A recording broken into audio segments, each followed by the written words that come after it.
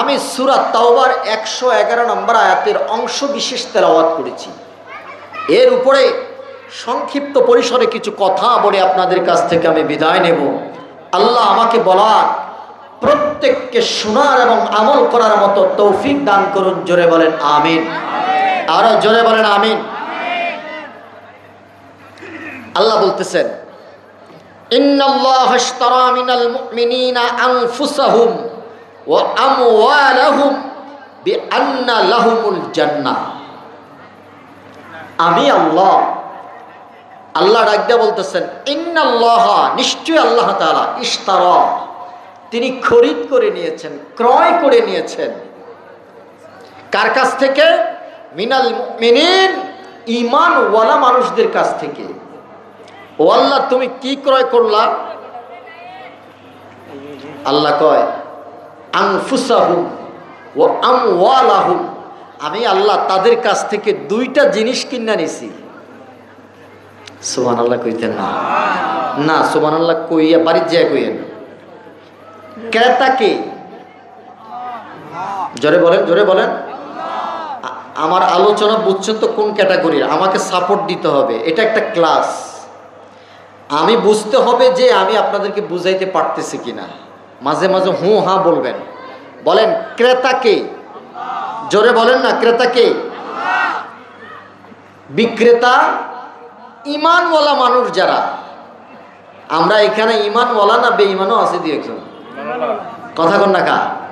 সবাই ঈমানওয়ালা। তাইলে আল্লাহ আমাদেরকে বলতেছেন, শুনো, ঈমানদারদের কাছ থেকে আমি আল্লাহ দুইটা জিনিস কিনা নিলাম। এক, তাদের জীবনটা আমি কিনা লয়ে গেছি। সুবহানাল্লাহ কইতেন না? দুই, তাদের মাল সম্পদ আমি আল্লাহ কিনা নিয়ে গেছি। এবার বুঝে থাকলে জবান খুলে বলেন, ক্রেতাকে, বিক্রেতাকে। আমরা বলেন বিক্রেতাকে। পণ্য কি? দুইটা জিনিস। এক, জান, বলেন এক। দুই, মাল, বলেন দুই, মাল। আল্লাহ দুইটা জিনিস আমাদের কাছ থেকে কিনা নিলা, মূল্য হিসেবে কি দিলা?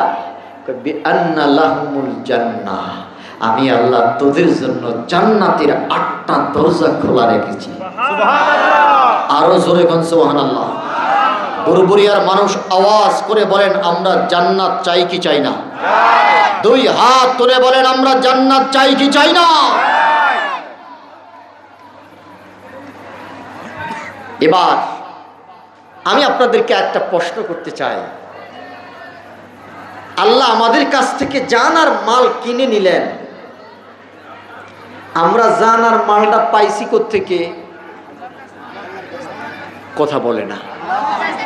আল্লাহর কাছ থেকে পাইছি। তার মানে দাতা সূত্রে মালিককে আল্লাহ। তো আমাদেরকে দিছেন জান এবং মাল, আল্লাহ আমাদেরকে দিছেন। আমরা বিনিময়ে আল্লাহরে কি দিছি? কয় টাকা দিছেন? দিছেন কিছু? কিছুই দেই নাই। দাতা হিসাবে মালিককে।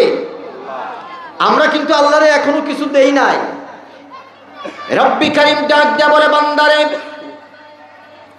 এমন একটা দৌলত তোরে আমি দিলাম, জান নামক দৌলতটা তোর ভিতরে আমি সেট করে দিলাম রে বান্দা। যেই জীবনটা দুনিয়ার কোনো বাজারে কিনতে পাওয়া যায় না, যেই জীবনটা দুনিয়ার কোনো মার্কেটে পাওয়া যায় না। কি বাংলাদেশ, কি আমেরিকা, কি ইন্ডিয়া, কি বার্মা, আর কি মায়ানমার, আর কি রাশিয়া, কি ইউরোপ, কি আমেরিকা, পৃথিবীর কোন রাষ্ট্রে জীবন নামক দৌলতটা কিনতে পাওয়া যায় না। কথা বলেন ঠিক কিনা? আমার মনে হয় আপনাদের বুরবুরিয়া বাজারে কেজি হিসাবে পাওয়া যায়। কথা বলেন। পৃথিবীর কোন মার্কেটে কিনতে পাওয়া যায়। এটা এমন একটা দৌলত, ধরা যায় না, ছোঁয়া যায় না, আটকানো যায় না। পৃথিবীর কোনো যন্ত্র দিয়ে পরিমাপ করা যায় না। পৃথিবীর কোনো কাপড় দিয়ে অথবা কোনো যন্ত্র দিয়ে এটাকে কোনোদিন এটাকে আটকানো যায় না। এর দুনিয়ার মানুষ, আমার আল্লাহ ডাক দেয়া বলে, এটা যে কোন দিক দিয়ে আসে আর কোন দিক দিয়ে যায়, পৃথিবীর কোনো মানুষ আজও পর্যন্ত অনুমান করতে পারে নাই। কথা বলেন ঠিক কিনা? খাঁচার ভেতর চিন পাখি কেমনে আসে যায়। পৃথিবীর কোনো মানুষ দেখে না, পৃথিবীর কোনো মানুষ ধরতে পারে না, পৃথিবীর কোনো মানুষ অনুমান করতে পারে না। কাফির মুশরিকরা নবী পয়গম্বর আমার নবীকে জিজ্ঞাসা করেছিল, ইয়া রাসূলুল্লাহ, এরে মুহাম্মদ তোমার কাছে জানতে চাই, বলো এই জীবনটা কি, জীবন নামক যেই জিনিসটার ওয়াজ তোমরা করো, নসিহত করো, এই রূহটা কি আমাদেরকে একটু জানায়া দাও। আমার নবী ডাক দেয়া বললেন, আল্লাহ আমি তো জানি না, আমাকে জানানোর মালিক তুমি, বলুন আমি কাফিরদের এই জবাব, প্রশ্নের জবাব কোন ভাষায় দেব, কোন ভাষায় আমি তাদের জবাব দেব, আমাকে একটু শিখায় দাও। আমার আল্লাহ ডাক দেয়া বললেন, নবী আপনি বলে দেন, কুলির রূহ, ও নবী আপনি বলে দেন এই রূহটা হলো মিন আমরি রব্বি, আপনার রব, আপনার প্রতিপালক, আপনার মালিকের ইশারা, মালিকের ইশারায় জীবন আসে, আবার মালিকের ইশারায় জীবন চলে যায়। কথা বলেন ঠিক কিনা? ইয়াসআলুনাকা আনির রূহ, ও নবী তারা আপনাকে জীবন সম্পর্কে জিজ্ঞাসা করবে, রূহ সম্পর্কে আপনাকে প্রশ্ন করবে, আপনি বলে দিবেন এটা আমার রবের ইশারা, রবের ইশারায় আসে, রবের ইশারায় যায়। পৃথিবীর কোনো শক্তি কোনোদিন এটাকে আটকিয়ে রাখতে পারে নাই, পারবে না। চিল্লা বলেন ঠিক কিনা? বন্ধুরা আমার, বাবারা, যেই জিনিসটা আমি বুঝাইতে চাইলাম, দাতা সূত্রে মালিক আমার আল্লাহ, ক্রয় সূত্রেও জান এবং মালের মালিক আমার আল্লাহ। আল্লাহকে প্রশ্ন করলাম, আল্লাহ তোমার কাছে জানতে চাই বিনিময়ে আমাদেরকে কি দিলা, জান এবং মাল আমাদের কাছ থেকে ক্রয় করে নিয়ে গেলা, বিনিময়ে মূল্য হিসাবে কি দিলা। আমার আল্লাহ কয়, বান্দা তোরা আমারে মূল্য দেশ নাই, আমি আল্লাহ তোদের কাছ থেকে ফ্রি কিনে নেব না, বরং আমি আল্লাহ তোদের জন্য জান্নাত রেখে দিয়েছি। জোরে কোন সুবহানাল্লাহ। এবার আমি প্রশ্ন করতে চাই, মুসলমান, জান এবং মালের মালিক, দাতা সূত্রেও মালিক আমার আল্লাহ, ক্রয় সূত্রেও মালিক আমার আল্লাহ। এখন আমি আর আপনি হলাম এটাকে, আমাদের কাছে আমানত, আমরা হলাম আমানতদার। আল্লাহ রব্বে কারীম আমাদের কাছে এটা আমানত রেখেছেন। এ আমানতের খেয়ানত করলেই এটাকে মুনাফিকি বলা হয়। কথা বলেন ঠিক কিনা? আমানত যদি আপনার কাছে রাখা হয়, যে জিনিসটা আমানত রাখা হয় এটা যতন করে রাখতে হয়, এটার প্রতি কোনো ধরনের বেখেয়ালিপনা করা যাবে না। এবার বলেন, জান এবং মাল আমার কাছে আছে ঠিক, এটার মালিক আমি। বলেন বলেন, মালিক কে? তাহলে আমরা কি? আমানতদার। আমরা কি?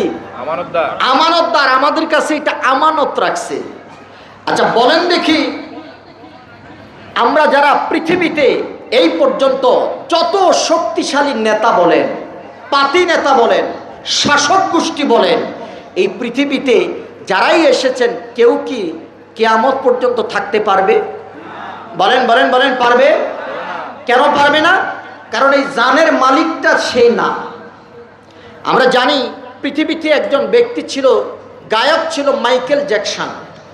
তার নামটা আমার এই পবিত্র মজলিসে নেওয়া ঠিক হয় নাই, উদাহরণ বুঝার জন্য আমি বলতেছি। তার সাথে সব সময় ডাক্তাররা থাকতো, প্রায় 30 জন ডাক্তার তার সাথে থাকতো সব সময়।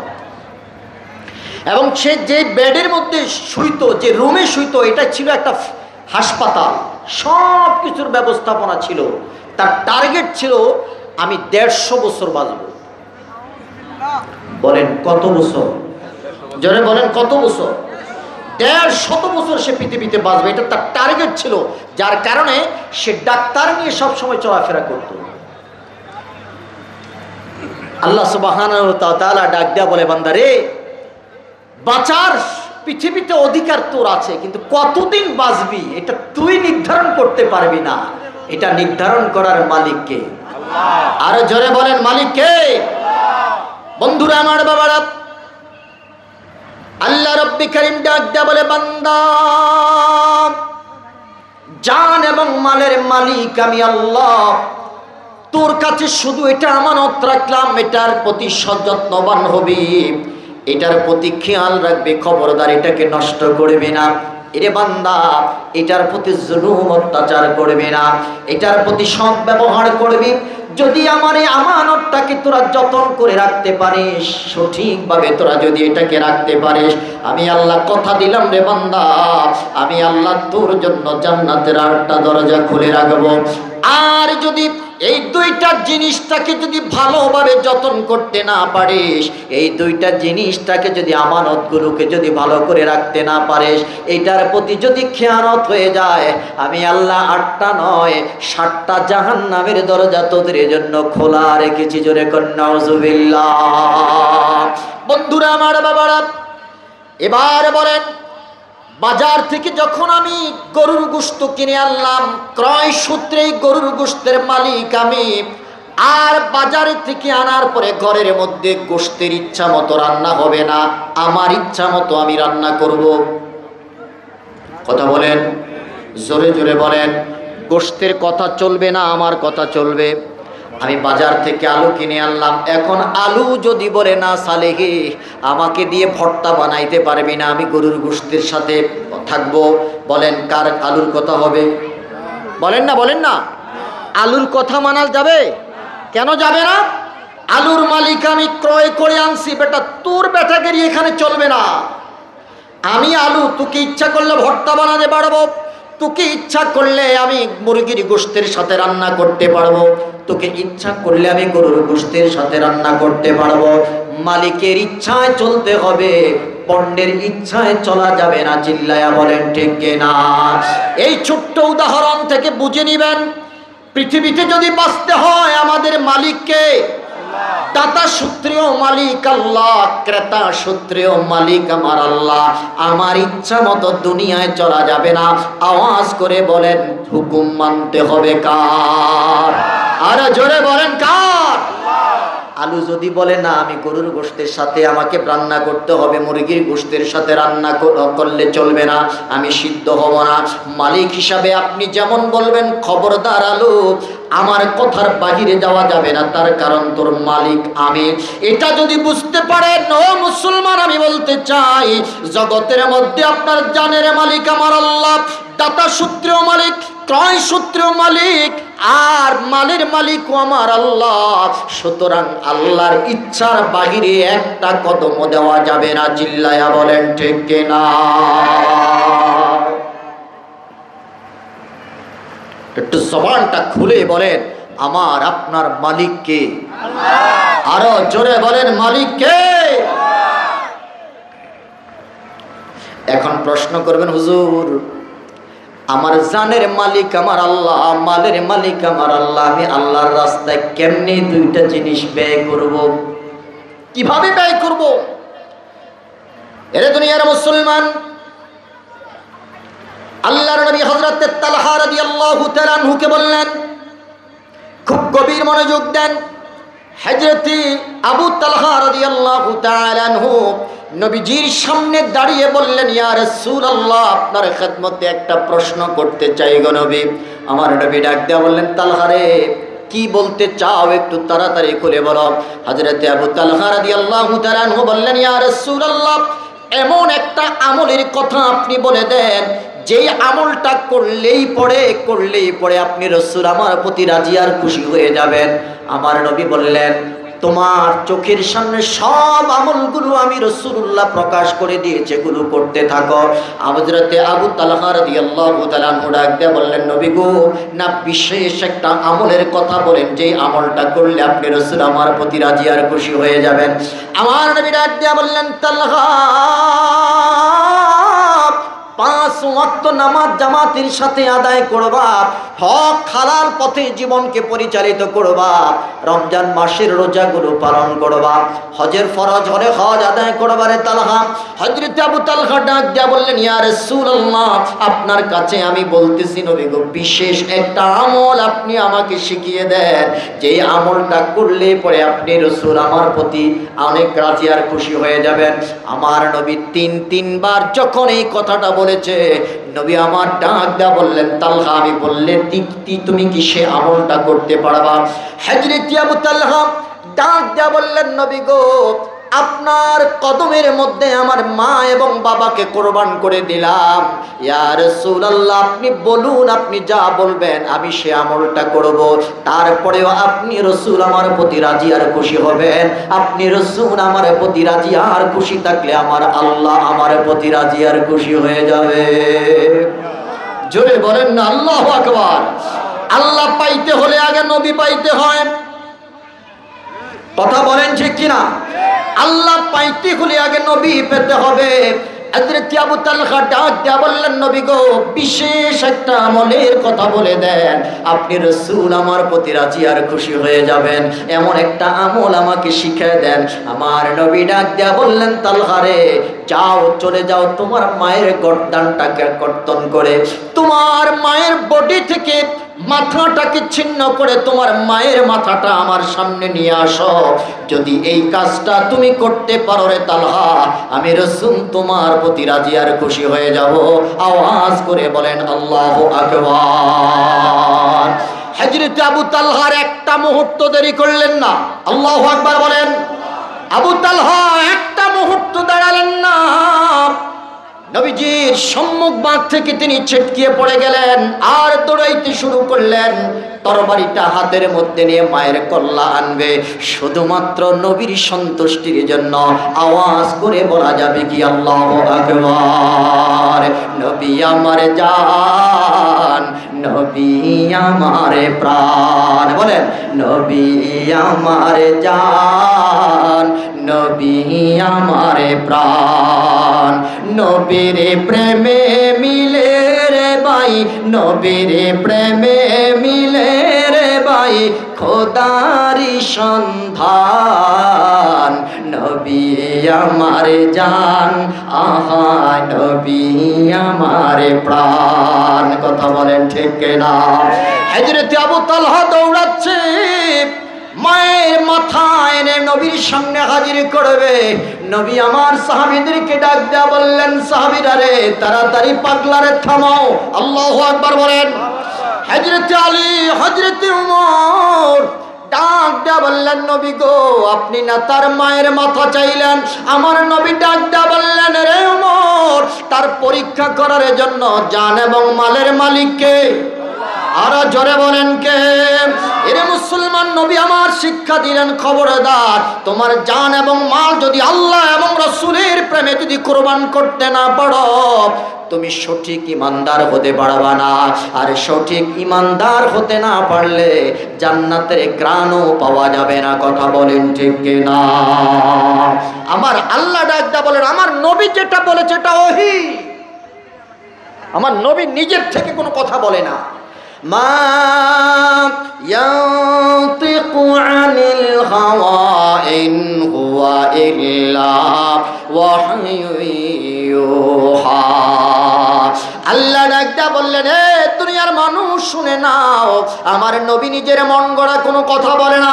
যখনই আমি রব্বি কারিমের পক্ষ থেকে ইশারা পায়, যখনই আমার পক্ষ থেকে কোনো ওহী পায়, তখনই আমার নবী জবান খুলে কথা বলে, তোমাদেরকে নির্দেশ দেয়, আমলের প্রতি উৎসাহিত করে। আমার নবী ডাকদা বললেন, ওমর রে, তাড়াতাড়ি পাগলাটারে থামাও, তাড়াতাড়ি পাগলাটারে ধরে আনো।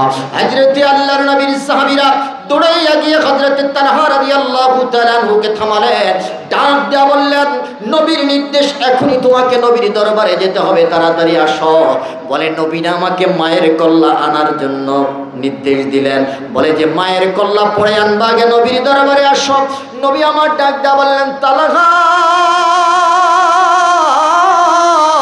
এরে তালহা, প্রশ্নের জবাবে দাও, তুমি যে তোমার মায়ের কল্লা টানতে গেলা, তোমার কি খারাপ লাগে না? তোমার কি মায়া লাগে না? এবার হযরত আবু তালহা ডাক দেয়া বলে, নবী গো, আপনি রাসূল মুখ দিয়ে বলেছেন, আমার বিশ্বাস, আমি জানি আপনি রাসূল নিজে কথা বলেন না, আপনি তো কথা বলেন আমার মাওলা পাকের কথা। চিল্লায়া কন্না সুবহানাল্লাহ বলেন না, আল্লাহু আকবার বলেন। আপনি বলা এটাও ওহী। ইয়া রাসূলুল্লাহ, নবী গো, আমার আল্লাহ জীবন দিয়েছেন, আমার আল্লাহ মৃত্যু দিয়েছেন, আমার আল্লাহ আমার মাকে বানিয়েছেন। বানিয়েছেন, আমার বাবাকে বানিয়েছেন নবী গো। আপনি বলেছেন আমার মায়ের কল্লাটা আপনি রাসূলের কদমে যদি আমি হাদিয়া দিতে পারি, এই উসিলায় আমার আল্লাহ আমাকে কবুল করে নেবে। চিল্লায়া কন্না সুবহানাল্লাহ। বলেন জান এবং মালের মালিক কে? আরো জোরে বলেন কে? কিনে নিয়েছেন কে? আল্লাহ নিয়েছেন। এখন আল্লাহর রাস্তায় তো এটা ব্যয় করতে হবে। কথা বল না, কার রাস্তায় ব্যয় করতে হবে? জান এবং মাল কার রাস্তায় বিলাইতে হবে? আল্লাহর রাস্তায় বিলাইতে হবে। মিয়া মসজিদে 5 ওয়াক্ত নামাজের আজান হয়, আহা দুনিয়ার মুসলমান না টেনে টেনে ঘুমায়, চা দোকানে আড্ডা দেয়, খেতে খামারে বসে আছে। আমার আল্লাহ ইচ্ছা করলে তুমি যেই জায়গায় আছো ওই জায়গায় তোমার জানটা কেড়ে নিতে পারে কি পারে না? আরো জোরে বলেন পারে কি পারে না? আল্লাহ ইচ্ছা করলে সাথে সাথে শাস্তি দিতে পারতেন। কথা বলেন পারতেন কিনা? দেন না কেন জানেন? আহা আমার নবীর কারণে। আমার নবী আল্লাহর কাছে দোয়া করেছেন, আল্লাহ তুমি কওমে ফেরাউনদেরকে সাথে সাথে নগদ শাস্তি দিয়েছিলেন, কওমে লূতকে পৃথিবীতে শাস্তি দিয়েছিলেন নগদ শাস্তি। রব্বুল আলামিন তোমার কাছে ফরিয়াদ রে আল্লাহ, আমার উম্মত দৈনিক 1000 বার কোটি বার গুনাহ করবে রে আল্লাহ।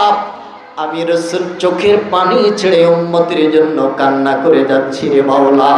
আমার উম্মতকে দুনিয়ায় তুমি তৎনগদ শাস্তি দিও না। আমার আল্লাহ ডাক দেয়া বলে নবী গো আপনার চোখের পানির ইজ্জতের খাতিরে আমি আল্লাহ কবুল করে নিলাম। আমি আল্লাহ আপনি কওমে লূতের মতো আপনার উম্মতকে জগতে শাস্তি দিতাম না। আওয়াজ করে বলেন আল্লাহু আকবার। ইয়া রাসূলুল্লাহ নবী কওমে ফেরাউনের মতো আপনার উম্মতকে আমি দুনিয়াতে শাস্তি দিতাম না। আমি আল্লাহ কথা দিলাম আপনার উম্মতকে অপশন দেব ক্ষমা চাওয়ার জন্য। আপনার উম্মত যদি ক্ষমা চায় আমি আল্লাহ কথা দিলাম আমি তাদেরকে সাথে সাথে তাদের জীবনের গুনাহ মাফ করে দেব। চিল্লায়া কোন সুবহানাল্লাহ। আমার নবী ডাক দেয়া বললেন আল্লাহ আমার উম্মত কওমে লূতের মতো কওমে ফেরাউনের মতো তাদেরকে যদি তুমি শাস্তি দিয়ে দাও আমার উম্মত কিয়ামত পর্যন্ত পৃথিবীতে চিহ্ন থাকবে না। আমার উম্মত পৃথিবীতে তারা বেঁচে থাকতে পারবে না গো নবী। হাসরের ময়দানে উম্মতের সংখ্যা বেশি হওয়ার কারণে আমার মর্যাদা সবার উপরে চলে যাবে। আমি চাই হাসরের ময়দানে শ্রেষ্ঠ নবীর উম্মতের সংখ্যাটাও শ্রেষ্ঠ পরিণামে হোক। জোরে কোন সুবহানাল্লাহ। ইয়া রাব্বুল আলামিন আমার উম্মতকে আপনি নগদ শাস্তি দিবেন না। আল্লাহ কয় ইয়া রাসূলুল্লাহ আমি কবুল করে নিলাম, আমি কথা দিলাম আপনার উম্মতকে শাস্তি দিতাম না। সুবহানাল্লাহ। না হয় কওমে লূত যে অন্যায় করে আমরাও একই অন্যায় করি। সমাজে আছে না নাই? জোরে বলেন আছে না নাই? আল্লাহ যদি কওমে লূতের মতো আমাদেরকে উল্টায় দিত তাহলে অবস্থাটা কি হতো? শুধুমাত্র নবীর কারণে বেঁচে গেলেন। না হয় নামাজের ওয়াক্ত মসজিদে নামাজ চলে, আপনি আর আমি হাটে ঘাটে মাঠে বসে বসে অযথা সময় নষ্ট করি। আমার আল্লাহকে বান্দারে আমি তোর মালিক, দাতা সূত্রেও মালিক, ক্রয় সূত্রেও মালিক। আমি যেইভাবে নির্দেশ দিব ওইভাবেই তোর জীবন চলতে হবে। কথা বলেন, জোরে বলেন। এই নির্দেশ কি শুধু মসজিদে? আপনার রান্নাঘরে বলেন বিধান চলবে কার? এত আস্তে কইলেন, আপনারা মনে হয় আমার প্রতি রাগ করছেন নাকি? তো একটু সাপোর্ট দেন না। আল্লাহ বলবেন এতে সর্বশক্তি দিয়ে তো বলা লাগবে, সামনে না নির্বাচন হইতেছে। কথা কোন না, তো একটু গলাটা দাঁড় দেন না। বলেন রান্নাঘরে হুকুম চলবে কার? আল্লাহ। সমাজে হুকুম চলবে কার? আল্লাহ। রাষ্ট্রের মধ্যে হুকুম চলবে কার? আল্লাহ। আওয়াজ করে বলেন সংসদে আইন চলবে কার? আল্লাহ। শুধু মসজিদের মধ্যে আল্লাহর হুকুম চলবে তা নয়, আমার পরিবারের মধ্যে হুকুম চলবে আল্লাহর, আমার সমাজের মধ্যে হুকুম চলবে আল্লাহর, আমার রাষ্ট্রের মধ্যে হুকুম চলবে আল্লাহর, আমার সংসদ ভবনে আইন চলবে আমার আল্লাহর। কথা বলেন ঠিক কিনা? এ মুসলমান একটু চোখ কান সজাগ রাখেন, একটু খুলেন না। আমাদের সংসদে আমাদের দেশে আমাদের সমাজে, আমাদের পরিবারে ইসলামের বিরুদ্ধাচরণ চলে, কোরআনের বিরোধিতা চলে, কোরআনের বিরুদ্ধে আইন পাশ করা হয়, অথচ মুসলমানের গোষ্ঠী, মুসলমানের সংখ্যা জমিনে চুপ করে বসে থাকে। কথা বলেন ঠিক কিনা?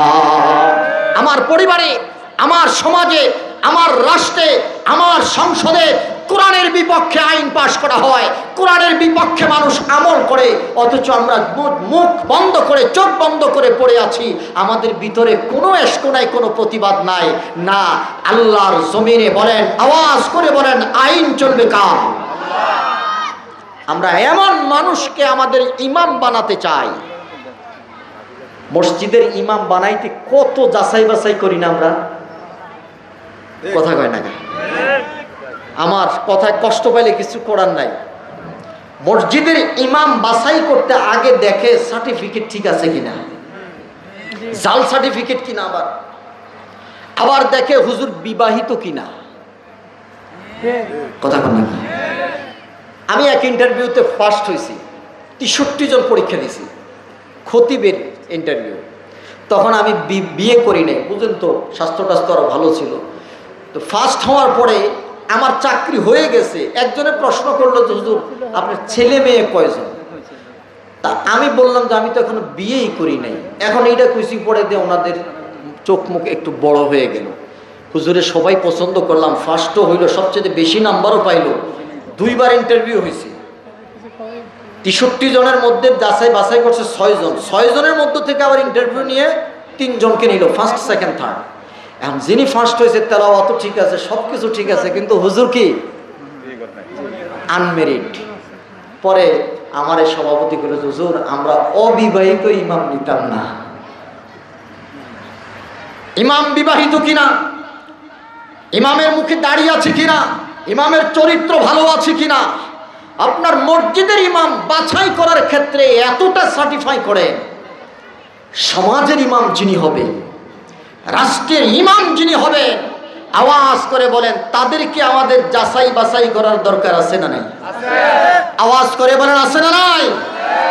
অন্ধ হয়ে, দল কানা হয়ে, তারপরে স্বজন প্রীতি করে একজন টাউট বাটপার সিটারকে আমরা আমাদের পবিত্র সংসদ ভবনে পাঠাই, আর তারা আমার কোরআনের বিপক্ষে, আল্লাহর বিপক্ষে, সুন্নাহর বিপক্ষে আইন পাশ করে।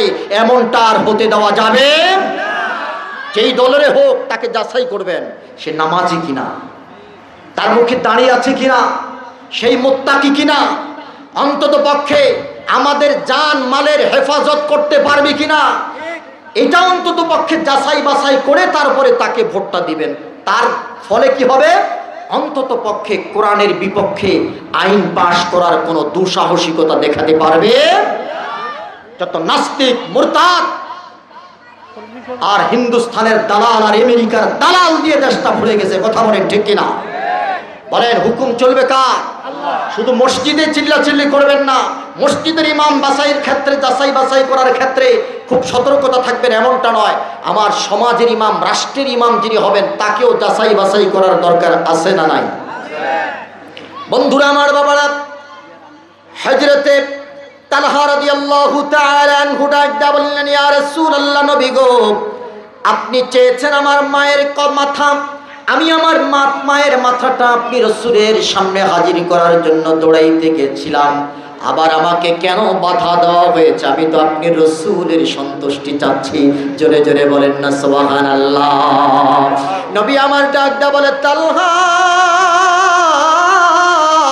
আমি রাসূল তোমার উপরে রাজি আর খুশি হয়ে গেছি, আমার সাথে সাথে আমার আল্লাহ তুমি তালহার উপরে রাজি হয়ে গেছে। জোরে জোরে বলেন আল্লাহু আকবার। এরে তালহা, আমি রাসূল তো ভাঙতে আসি নাই, আমি রাসূল এই পৃথিবীর জমিনটাকে গড়তে এসেছি। আওয়াজ করে বলেন, আমার নবী ভাঙতে আসছে না গড়তে আসছে? বলেন বলেন, কিসের জন্য আসছে? ভাঙা সমাজটাকে গড়ার জন্য আমার নবী এসেছেন। চিল্লা বলেন না আল্লাহু আকবার। নবী আমার ডাক দা বললেন, তালহা, আমি পরীক্ষা করলাম তোমার জান এবং তোমার মাল, তোমার মা এবং তোমার বাবা, তোমার সন্তান, তোমার সন্ততি চাইতে আমি রাসূল তোমার কাছে প্রিয় হলাম কিনা। আমি রাসূল যদি তোমার কাছে প্রিয় হয়ে যাই, তাহলে আল্লাহ রাব্বুল কারীম ঘোষণা দিয়েছেন তোমার জীবনের সব গুনাহ মাফ করে দিবেন। সুবহানাল্লাহ। ওয়ায়াগফির লাকুম যুনুবাকুম। আমার আল্লাহ ডাক দেয়া বলে, বান্দারে, আমার রাসূল যদি তোর জীবনের চাইতে, তোর মা বাবার চাইতে প্রিয় হয়ে যায়, তাহলে আমি আল্লাহ কথা দিলাম তোর জীবনের সব গুনাহ মাফ করে দেব। চিৎকার করে কন্যা সুবহানাল্লাহ।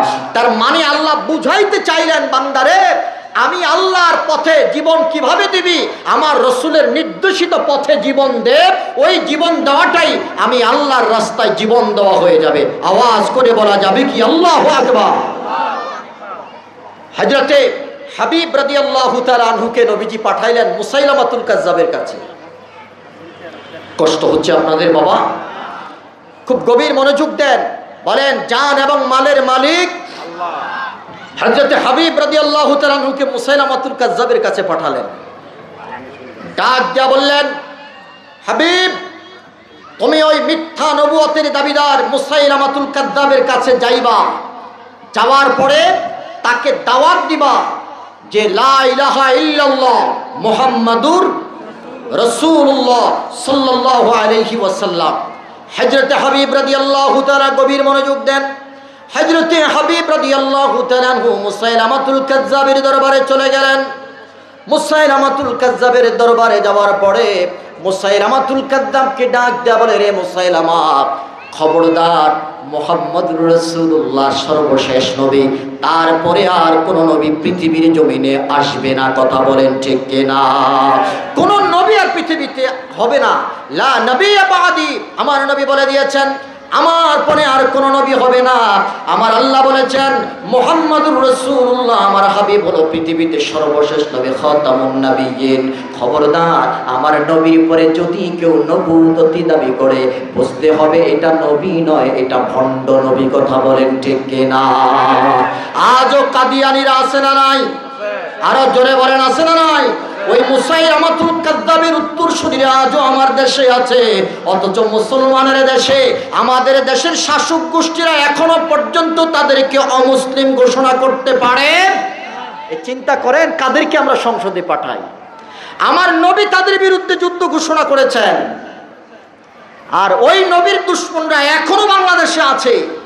আমার দেশের শাসক গোষ্ঠীরা সংসদে এখনো তাদেরকে অমুসলিম বলে কোনো ঘোষণা দিতে পারে নাই।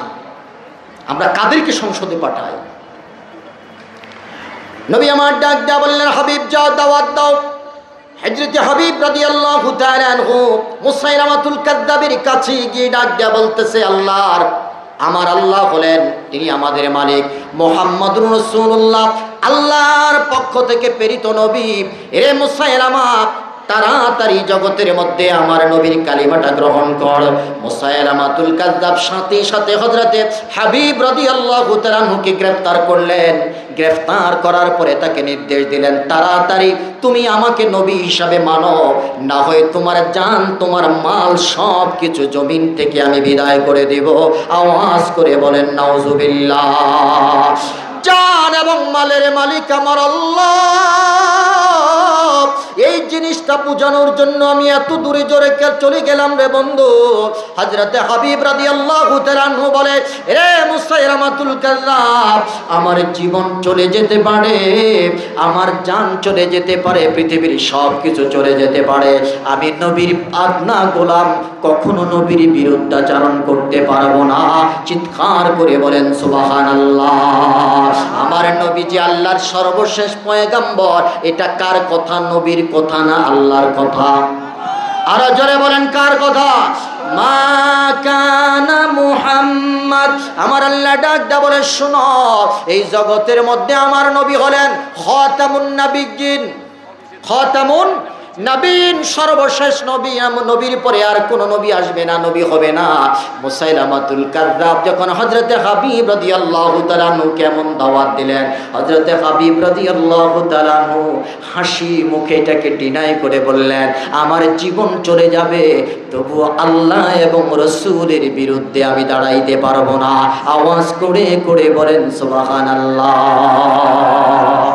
বলে যে জানো এটার বিনিময়ে কথা বলবেন না, কথা বলবেন না, একটু দূর শরীফ পড়েন সাল্লাল্লাহু আলাইহি সাল্লাল্লাহু আলা মুহাম্মাদ সাল্লাল্লাহু আলাইহি। আমি বারবার ডিসকানেক্ট হয়ে যাচ্ছি, কথা বুঝেন নাই? মনোযোগের সমস্যা হইলেই কোনো সাউন্ড কানে আসলে বা উঠা বসা করলে এটা আমাদের বক্তাদের জন্য একটু সমস্যা, কারণ আমরা যে কথাগুলো বলি এখান থেকে এখানে, এখান থেকে মুখ দিয়ে আমরা বের করি, একটু এদিক সেদিক হইলে আপনারা খেয়াল করছেন আমি বারবার শুধু স্লিপ কাটতেছি। একটু যারা আছেন স্টেজে যারা আছেন বা সামনে যারা আছেন আমাকে অল্প একটু সময় দেন, আমি বেশি সময় আপনাদেরকে বিরক্ত করব না। বলেন দেখি জান এবং মালের মালিক কে? আল্লাহ। আল্লাহ। হযরতে হাবিব রাদিয়াল্লাহু তাআলা আনহুকে যখন বললেন যে তুমি কি জানো এর পরিণাম কি হতে পারে, বলে যে আমি জানি এর পরিণাম কি হতে পারে, তারপরেও আমার আল্লাহ এবং রাসূলের নির্দেশিত পথেই আমার জানটাকে ব্যয় করতে হবে। পুরো সুবহানাল্লাহ কয় না? আরো জোরে বলেন না আল্লাহু আকবার। আমার জান এবং মালটা কার রাস্তায় ব্যয় করতে হবে? আমি জানি তুমি আমাকে কাবাব বানাবা, আমি জানি তুমি আমাকে আগুনে পোড়াইয়া ফেলবা, এরপরেও ইব্রাহিম খলিলুল্লাহ বলছে আমার রবকে। আওয়াজ করে বলেন না আমার রবকে। আগুনের মধ্যে ইব্রাহিম খলিলুল্লাহ পড়ে গেছে, চতুর্দিকে শুধু আগুন আর আগুন। ইব্রাহিম খলিলুল্লাহ কয় তারপরেও আমার রব, আমার জীবনের মালিক আল্লাহ কয় তুই যেহেতু মেনেছিস, আমল করেছিস, আমি আল্লাহ এই আগুনটাকে তোর জন্য এয়ার কন্ডিশন বানিয়ে দিলাম। কুলনা ইয়া নারু কুনি বারদাও ওয়া সালামান আলা ইব্রাহিম। বান্দারে তুই যদি আমাকে মালিক হিসাবে মানিস, তুই যদি আমাকে রব হিসাবে স্বীকৃতি দিস, তুই যদি তোর জীবনটা আমি আল্লাহর রাস্তায় ব্যয় করিস, দুনিয়ার আগুন কেন জাহান্নামের আগুন পর্যন্ত তোর শরীরের একটা পশম জ্বালাইতে পারবে না।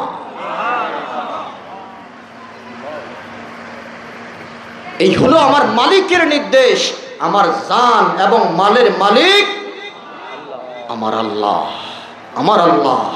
এরে বান্দা, আমি জানি না আমার হাত আমার আল্লাহ কোন দিন সৃষ্টি করেছেন, আমি জানি না আমার মাথা আমার আল্লাহ কোন দিন সৃষ্টি করেছেন, আমি জানি না আমার চোখ আমার আল্লাহ কোন সময় আমার চেহারার মধ্যে বসিয়েছেন, আমি জানি না আমার আল্লাহ কোন দিন আমার হার্ট তৈরি করে আমার ভিতরে সেট করে দিয়েছেন, আমি জানি না এই পৃথিবীর জমিনে আমার অস্তিত্ব কবে হবে, আমি জানতাম না এই পৃথিবীর জমিনে আসার আগে আমার মাকে আর আমার বাবাকে আমি চিনতাম না।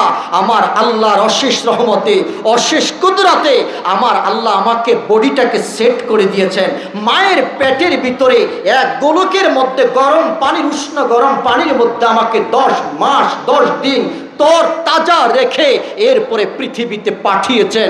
বিনিময়ে আল্লাহ শুধু একটা জিনিস চেয়েছেন, বান্দারে আমাকে রব হিসাবে স্বীকৃতি দিয়ে তোর এই জীবনটা আমি আল্লাহর রাস্তায় ব্যয় করে দে। আমি আল্লাহ তোর কাছে আর কিচ্ছু চাই না, টাকা চাই না, পয়সা চাই না, গাড়ি চাই না, বাড়ি চাই না, কিচ্ছু চাই না, শুধুমাত্র তোর সেজদাটা আমি আল্লাহ চাই।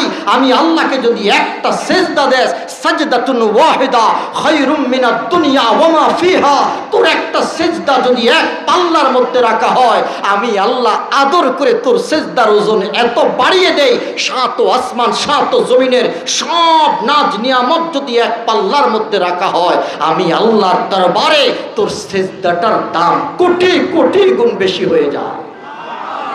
আরো জোরে বলেন না সুবহানাল্লাহ। জান এবং মালের মালিক কে?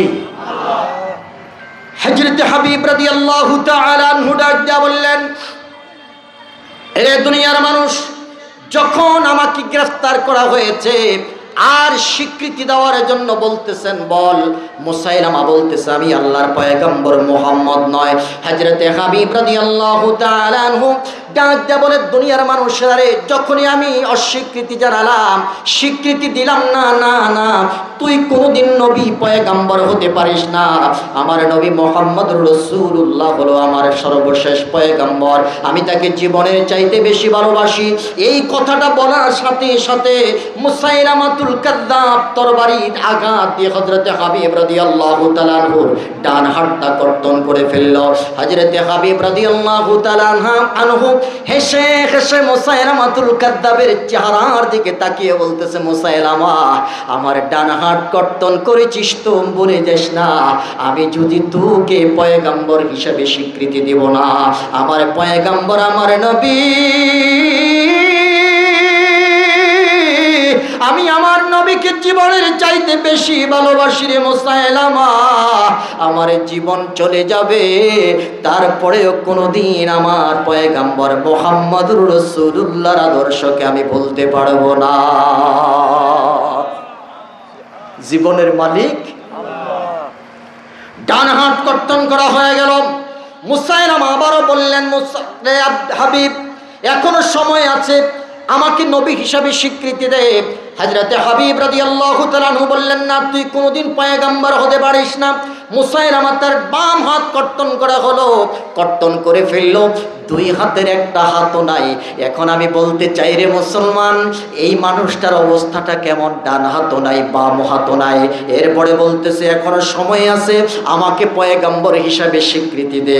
হযরতে হাবিব রাদিয়াল্লাহু তাআলা আনহু বললেন, না, আমার জীবন চলে গেলেও আমার নবীর আদর্শ থেকে আমি বিন্দু পরিমাণে বিচ্যুত হব না। আওয়াজ করে বলেন সুবহানাল্লাহ। এ মুসলমান, শুধু 500 টাকা দিলে আমাদের ইমানটা বিক্রি হয়ে যায়। কথা বলেন না কেন? 1000 টাকার কসকসে একটা নোট দিলে আমাদের ইমানটা বিক্রি হয়ে যায়। 500 টাকার নোটটা পকেটে ঢুকলেই মুসলমান বলে ফেলে, না, ভোটটা এবার আপনারই দিব। কথা কয় না? আপনাদের এলাকায় নাই, আমি ঢাকার শহরের কথা বলতেছি। একটু পরে আবার 1000 টাকার নোট দিল আরেকজনে আইসা, রাতে। এগুলা হয় রাতে। কথা কন না কা? কখন হয়? একটু পরে আবার 1000 টাকার নোট দিল, দেওয়ার পরে কহ, ভোটটা তো আপনারই দিব। তার কারণ আগের জনে দিছে কত? 500, পরের জন 1000। এখন কি হইল? যে বেশি দিছে তারই ভোটটা দিয়ে দিছে। মুসলমান, তখন আপনি ভোটের আগে খাইছেন তারটা। আমি অবাক হয়ে গেছি, 13 লক্ষ টাকা খরচ করে মেম্বারি নির্বাচন করছে। আমার কাছে আইসে, দোয়া করেন, মেম্বারি পাশ করছি। মাশাআল্লাহ, পাশ করছেন। আমি তো তারে দেখতে আমার চোখ উপরে উঠে গেছে, আমার আশেপাশের এলাকায় আর কি। তার মতো মানুষ মেম্বার হয়েছে, আমার চোখ উপরে উঠে গেছে। কেমনে মেম্বার হইল? আমি আপনি মেম্বার হইলেন? হ্যাঁ, 13 লাখ টাকা খরচ করা লাগছে। জমি আছে, জমি বিক্রি করছে। আচ্ছা বলেন দেখি, কিছুদিন পরেই গম চুরির ধরা গেছে। এটার কারণ হলো এই, ভোটের আগে খাইছেন আপনি তারটা, আর ভোটের পরে সে খায় আপনারটা। গড়ে কিন্তু সমান। বলেন, গড়ে কি সমান? মুসলমান, ইমান বিক্রি করা যাবে? আপনাকে আমি আজকের এই জিনিসটা বলার উদ্দেশ্য হলো কি, আমাদের ভিতরে একটা চেতনা তৈরি করা, যে আমার জীবনকে খেয়াল খুশি মতো, আমার মন মতো চালানো যাবে না, চালাইতে হবে কার মন মতো? বলেন না, বলেন না, কার মন মতো? যদি আমি 500 টাকার নোটটা পকেটে না নিয়ে আমার গ্রামের মেম্বার, যিনি ইমানদার, আমলওয়ালা মানুষ, দাড়িওয়ালা মানুষ, তাকওয়াবান মানুষকে যদি আমি মেম্বার বানাইতাম, আমার চেয়ারম্যানটাকে যদি আমি একজন আলেমকে বানাইতাম, একজন নামাজিকে বানাইতাম, আমার যিনি এমপি হবেন তিনি যদি তাকওয়াবানকে আমি একজন এমপি বানাইতাম, এই এমপি সংসদ ভবনের মধ্যে গিয়ে কখনো কোরআন সুন্নাহর বিরুদ্ধে অবস্থান নিত না। কথা বলেন ঠিক কিনা? জোরে বলেন ঠিক কিনা? আর আমার দেশে অবস্থা হলো, এই সংসদে যাইয়া গান গায়। যত নর্তকী আছে, যত অসভ্যপনা আছে সব ওখানে দেখা যায়, অথচ ওখানে থাকার কথা ছিল সব টুপিওয়ালা দাড়িওয়ালা মানুষ। কথা বলেন ঠিক কিনা? বলেন মুসলমানদের ইমান হবে নামাজি না বেনামাজি? নামাজি ইমাম হবে। এই জন্য চোখ কান খোলা রাখেন। আমরা স্বাধীনতার 53 বছর পরেও এখনো আমরা স্বাধীনতা পাই নাই। কথা বলেন ঠিক কিনা? এবার আসেন না একটু চোখ কান খোলা রাখি। যেই দলের হন, যেই মতের হন, আমার দল উদ্দেশ্য না, আমার উদ্দেশ্য হলো আমার ইমাম যেন নামাজি হয়। আমার চেয়ারম্যান, আমার মেম্বার, আমার এমপি, আমার মন্ত্রী, আমার প্রাইম মিনিস্টার সে যেন নামাজি হয়। নামাজি হইলে পরে অন্তত পক্ষে কোনো মুসলমান সংসদ ভবনে কোরআন সুন্নাহ বিরোধী আইন পাশ করতে পারবে না। কষ্ট হচ্ছে আপনাদের? হযরত হাবিব রাদিয়াল্লাহু তাআলা প্রমাণ করে দিলেন, আমি বিক্রি হই নাই। আমাকে বলেছে যে ঈমান বিক্রি করার জন্য বলেছে রাসূলুল্লাহ থেকে তুমি মুসাইলামাকে নবী মানো, রাসূলুল্লাহকে মানা যায়, মুহাম্মদ রাসূলুল্লাহকে মানা যাবে না। হযরত হাবিব রাদিয়াল্লাহু তাআলা বললেন না, শিক্ষা নাও, যারা 500 টাকার বদৌলতে, 1000 টাকার বদৌলতে বিচারের রায় পাল্টে দাও, মানুষের উপরে জুলুম করো, অন্যায়ভাবে মানুষের উপরে অত্যাচার করো, শিক্ষা নাও। হযরত হাবিব রাদিয়াল্লাহু তাআলার কাছ থেকে জীবন চলে যাবে তো ঈমান যাবে না। কথা বলেন ঠিক কিনা? বন্ধুরা আমার, বাবারা, হযরত মুসাইলামা হযরত হাবিব রাদিয়াল্লাহু তাআলা আনহুকে সামনে আনলেন, তেনাকে চিৎ করে শোয়ালেন। মুসাইলামা ডাক দেয়া বলে, রে সেনাবাহিনীরা শুনে নাও, আমার মুরিদানরা শুনে নাও, উম্মতেরা শুনে নাও, তার ডান পাওটা কর্তন করো। হযরত হাবিব রাদিয়াল্লাহু তাআলা আনহুকে চিৎ করে শোয়ালেন। চিৎ করে শোয়ানোর পরে তার ডান পাওটা কর্তন করা হলো। ডাক দেয়া বলল, হাবিব, এখনো সময় আছে, তোমার জানটা এখনো বের হয় নাই, তোমার জানটা এখনো আছে রে হাবিব, এখনো সময় আছে, আমাকে নবী হিসাবে স্বীকৃতি দাও। হযরত হাবিব রাদিয়াল্লাহু তাআলা আনহু চোখের পানি জোর করে ছেড়ে দিয়ে বলতেছে, আরে আমার জীবন যায় এমন অবস্থায় যদি আমি রাসূলুল্লাহর চেহারাটা একটা নজর দেখতে পাইতাম। আওয়াজ করে বলেন সুবহানাল্লাহ। ইয়া সুবজে গুম্বে দেওয়ালি मंजूर दुआ करना, सब वक्त ना जाए, दीदार आता करना, सब वक्त न जाए, दीदार आता करना। मैं कब्र अंधेरी में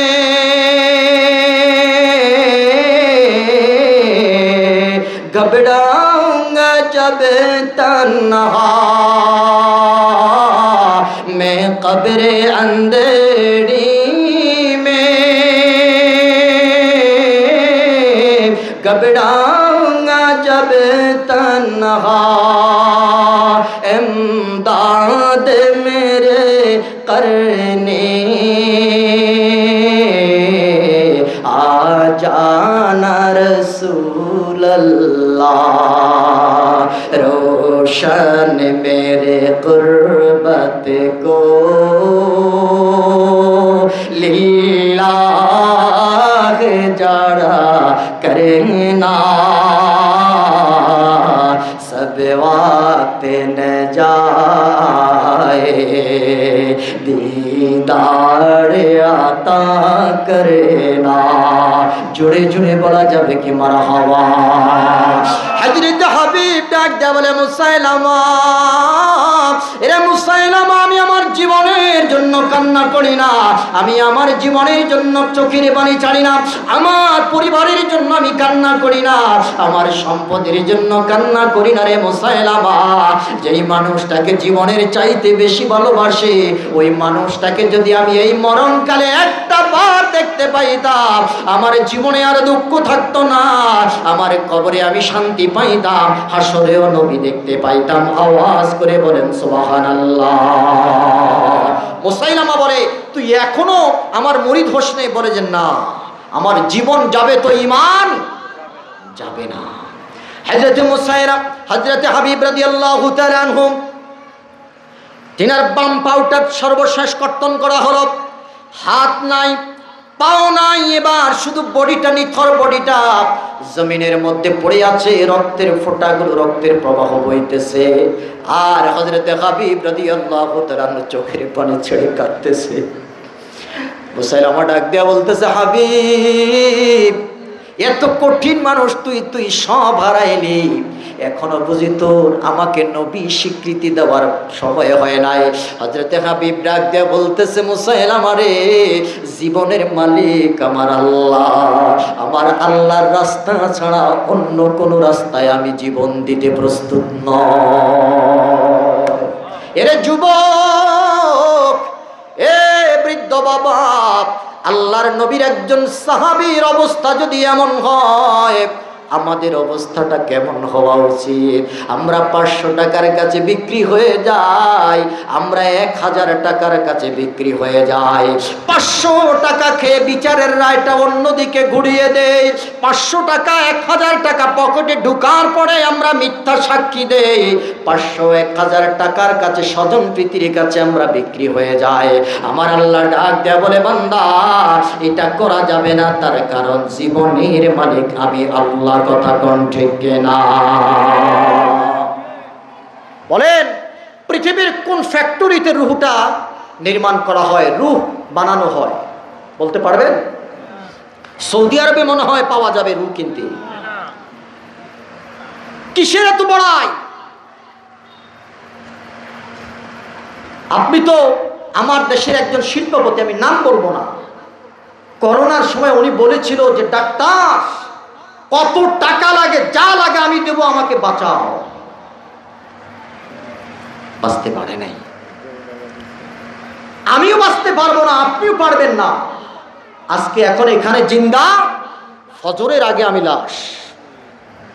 কথা বলে না কেন? কিসের এত বড়াই, কিসের এত অহংকার? আপনি কোটি টাকার মালিক হয়েছেন, আপনার কবরে একটা কানা পাইও যাবে না। কথা বলে না কেন? আজকের মসজিদ, এই মাদ্রাসা, যেটা যারা করে গেছেন, যারা চোখের পানি দিয়েছেন, যারা ঘাম ঝরিয়েছেন, 1 টাকাও যাদের এখানে আছে এটাই থেকে যাবে হাসরের ময়দানে, এটা আপনার জন্য দাঁড়িয়ে যাবে। আর ব্যাংকে যা রাখছেন, আপনি আজকে মরছেন তো কালকে ভাগ বাটোয়ারা হয়ে সব শেষ। জায়গা জমিন যেখানে যেখানে রেখেছেন সব শেষ। পৃথিবীতে এমন নজির আমরা দেখেছি, বাবার লাশ জমিনের উপরে রেখে তারপরে সন্তানরা ভাগ বাটোয়ারা করতেছে। দেখছেন না আপনারা? কার জন্য করেন? কার জন্য করেন? আপনি যে সুদ খাইলেন, কার জন্য খাইলেন? আপনি কি জানেন যাদেরকে আপনি সুদের টাকাটা খাওয়াইলেন, ঘুষের টাকাটা খাওয়াইলেন, মা বাবা ছেলে মেয়ে এদেরকে তো খাওয়াইলেন, হাসরের ময়দানে এরা আপনার বিরুদ্ধে দাঁড়িয়ে যাবে যে আল্লাহ এই নাফরমানের বিচারটা আজকে খুব কঠিন ভাবে করবেন। তার কারণ এ আমাদেরকে সুদের টাকা খাওয়াইছে, আমাদেরকে আমার বাবা ঘুষের টাকা খাওয়াইছে, সুতরাং আজকে আমরা তার বিরুদ্ধে আপনার দরবারে মামলা করলাম। আহা মুসলমান, বাবা হয়ে ঘুষের টাকা দিয়ে, সুদের টাকা দিয়ে বড় বড় ইলিশ মাছ, বড় বড় রুই মাছ আর গোশতের কেজিতে কেজিতে গোশত এনে সন্তানকে খাওয়াইলেন। হাসরের ময়দানে সন্তান এটার প্রতিদান দিবে এই হিসাবে যে আল্লাহ আমার বাবারে তুমি আজকে ছাইরো না। তার কারণ সে ঘুষ খাইয়া ওই ঘুষের টাকা দিয়ে আমার লেখাপড়া করাইছে, আমাকে বাঁচিয়েছে, আমার জীবনে সে আমাকে বড় করেছে। স্ত্রী আপনার বিরুদ্ধে মামলা দিবে, কার জন্য করবেন? এই জীবন, এই মান, এগুলো যদি আল্লাহর রাস্তায় সৎভাবে কামাই করতেন আর সৎভাবে বিলাইতেন, হাসরের ময়দানে এই মাদ্রাসার ছাত্র আপনার জন্য দাঁড়িয়ে যাবে। আপনার সন্তান তো দাঁড়াবেই, এই মাদ্রাসার ছাত্রগুলো আপনার জন্য দাঁড়িয়ে যাবে যে আল্লাহ এই মানুষটা আমার মাথার উপরে হাত বুলাই দিছে, এটাকে না নিয়ে আমি জান্নাতে যাব না। সুবহানাল্লাহ বলতেন না? আরো জোরে করেন সুবহানাল্লাহ। আল্লাহ আমার 3 বেলা খাবারের জন্য এই মানুষটা 1টা টাকা ব্যয় করেছে, আজকে যেহেতু আল্লাহ তুমি আমাকে জান্নাত দিয়েছে কোরআনের ইজ্জতের খাতিরে, এই মানুষটাকে না নিয়ে আমি জান্নাতে যাব না।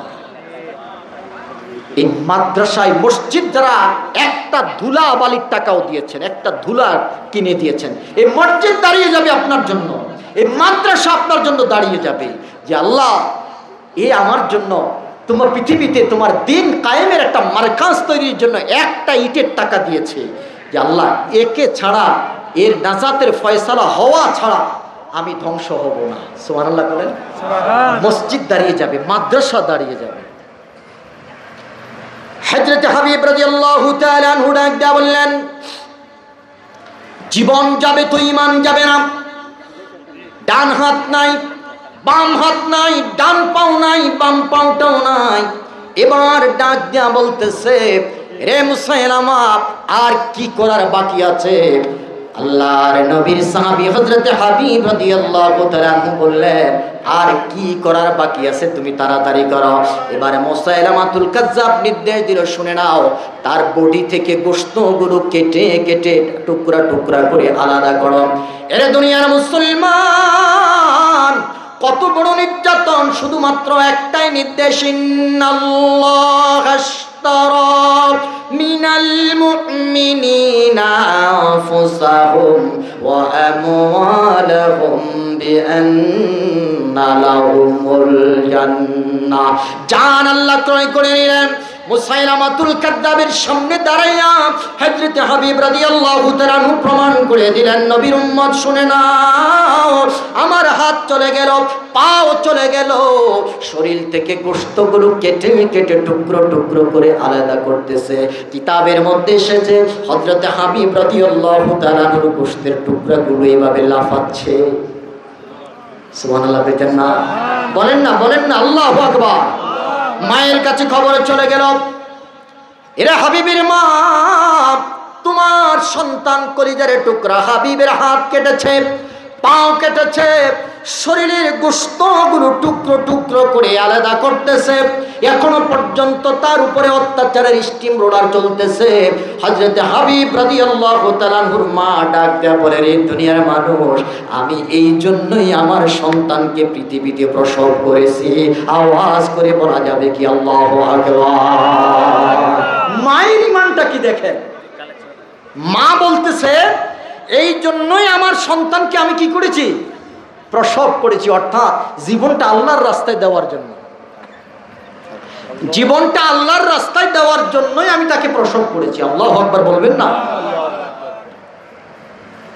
আমার আর আপনার অবস্থাটা চিন্তা করেন।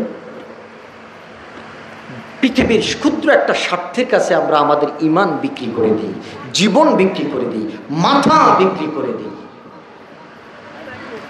আলোচনা বুঝে থাকলে আওয়াজ করে বলেন, আমার জান এবং মালের মালিক আল্লাহ। আরো জোরে বলেন, মালিক কে? তার রাস্তায় তো ব্যয় করতে হবে। বলেন বলেন, কার রাস্তায়? আল্লাহর রাস্তায় তো ব্যয় করা লাগবে, তাই না? রাজি আছেন তো সবাই? এই মাদ্রাসার জন্য, হাফিজিয়া মাদ্রাসা, হাফিজিয়া মাদ্রাসার জন্য আমি আবারও বলি, আমাকে আপনাকে যেই কিছু টাকা আল্লাহ দিয়েছেন, এটা আল্লাহ পাক আমাকে দিয়েছেন, আবার কিনে নিয়ে গেছেন, তাই না? আমার জীবনে আমি দেখেছি, আপনারা চিনবেন, চাঁদপুর পুরান বাজার আছে না, চিনছেননি কেউ? গেছেননি জীবনে কোনোদিন? এখন তো অনেকটাই ভেঙে গেছে। ওখানে এক লোকের 3টা লবণের ফ্যাক্টরি ছিল। আমি গোবার চিত্রে গেছি এক মাদ্রাসায় পড়ার জন্য। তো আয়শা আমাদের কাছে সাহায্য চাইতেছে। ওনার চেহারা দেখলে বোঝা যায় না যে উনি আসলে ভিক্ষুক। অনেক লম্বা কথা। তো উনি বলল যে আমি কোটি কোটি টাকার মালিক ছিলাম, 3 দিনের ব্যবধানে আমার 3টা ফ্যাক্টরি নদীর ভিতরে চলে গেছে। চাঁদপুর শহরে আমার 5 তলা একটা বাড়ি ছিল। ব্লাড ক্যান্সার ধরা খাইছে, ট্রিটমেন্ট করার জন্য 5 তলা বাড়িটা পুরো বিক্রি করে ফেলছি। টাকা সব শেষ। এখন প্রতিদিন আমার 1800 টাকার ওষুধের প্রয়োজন হয়। এই টাকার ওষুধের টাকা সংগ্রহের জন্য আমি আপনাদের কাছে হাত পাচ্ছি। এবার বলেন, আপনাদের কাছে আমি বলতে চাই, মালিক কে? আল্লাহ। দিছেন কে? আল্লাহ। নিছেন কে? আল্লাহ। আবার দিবে কে? আল্লাহ। বিশ্বাস আছে না নাই? এই কোরআনের এই মার্কাজটাকে আপনারা ইজ্জত করেন। আমি সর্বপ্রথম একজন মানুষ চাই যে হুজুর আমি এই কোরআনের মার্কাজটাকে, কোরআনকে ইজ্জত করে সম্মান করে আমার পবিত্র সম্পদ থেকে আল্লাহর রাস্তায় আমি 2 লাখ টাকা ব্যয় করব। একটা মানুষ আসেননি যে হুজুর হাত আমি কোরআনের খেদমতের জন্য, কোরআনের এই মার্কাজকে প্রতিষ্ঠিত করার জন্য, এখান থেকে কোরআনের নূর ছড়িয়ে পড়বে, আমি এই মাদ্রাসার জন্য 2 লক্ষ টাকা দেব। কেউ যদি বেশি দেওয়ার সামর্থ্য থাকে, আমার জানা নাই, থাকতেও পারেন, যদি আমি এর চেয়ে আরও বেশি দেব। ইমাম হাসান আর হুসাইনের নামে 1 লক্ষ করে 2 লক্ষ টাকা। এমন কে আছেন কোরআনের প্রেমিক, হ্যাঁ, আল্লাহ প্রেমিক, নবী প্রেমিক, কোরআন প্রেমিক, এমন কে আছেন যে হুজুর আমি মাদ্রাসার জন্য 2 লক্ষ টাকা অথবা 3 লক্ষ টাকা দিব? প্রধান অতিথি 2 লক্ষ টাকা, ওনার মা বাপের লেগে দোয়া করবেন। প্রধান অতিথি জনাব মোহাম্মদ আলমগীর কবির আলম সাহেব, আমেরিকান প্রবাসী। ওনার মা ওনার জন্য খাস করে মারহাবা কোন, আরো আসতে কোন, একটা তাকবীর দেন, নারে তাকবীর, নারে রিসালাত। আলমগীর কবির সাহেব 2 লক্ষ